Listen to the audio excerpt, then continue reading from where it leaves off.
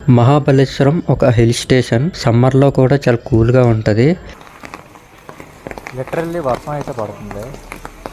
ఈ wine shop వస్తే China వాళ్ళగా ఉన్నారు. చూసిన చైనా వాళ్ళగా కనబడుతున్నారు.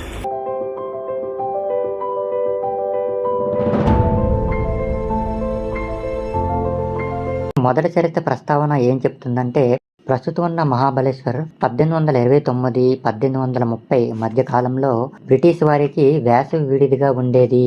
దీనిని అప్పట్లో మల్కమ్ పేట్ అని పిలిచేవారు.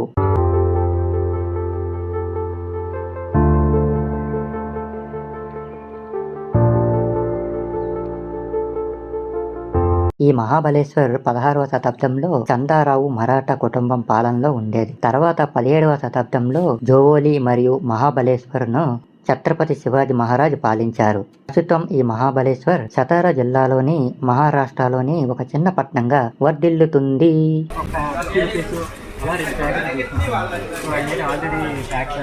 మహాబలేశ్వరం ఒక హిల్ స్టేషన్. సమ్మర్లో కూడా చాలా కూల్గా ఉంటుంది.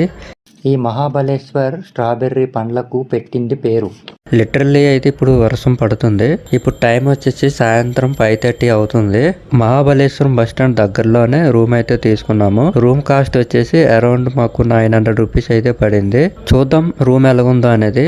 కాకపోతే ఈ హోటల్ కంప్లీట్ గా వుడ్తో కన్స్ట్రక్ట్ చేశారు. చలికాలంలో అయితే మనకి బాగా చలేస్తుంది. సో వీళ్ళు రగ్స్ అవన్నీ కూడా ఇచ్చారు. రూమ్ అయితే ఓకే, బాగానే ఉంది.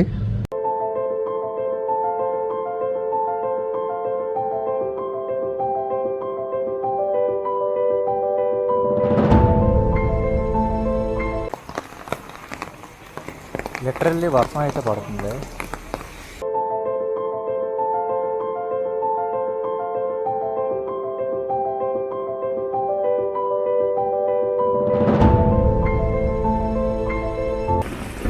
ఇది వచ్చేసి వైన్ షాప్ అన్నమాట.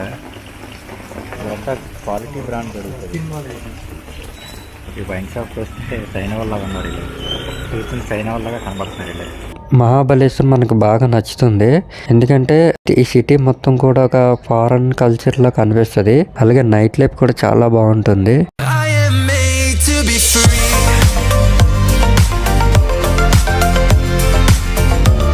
ఇప్పుడు టైం వచ్చేసి 10 అవుతుంది.